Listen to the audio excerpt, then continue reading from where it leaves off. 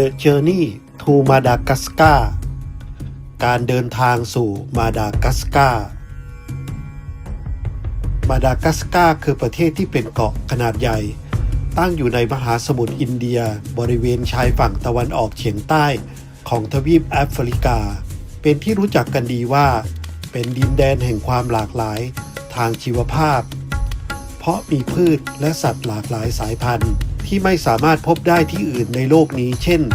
ลีเมอร์และต้นบาบับซึ่งเป็นเอกลักษณ์ของหมู่เกาะแห่งนี้วันนี้ทางเซ็นทรัลขอนแก่นได้นำสัตว์หลากหลายชนิดมาให้ชมกันครับไม่ว่าจะเป็นสัตว์หายากสัตว์สวยงามสัตว์น่ารักมาให้เด็กๆได้ชมกันนะตามมาชมภาพบรรยากาศที่ลานชั้น 1เซ็นทรัลขอนแก่นได้เลยครับ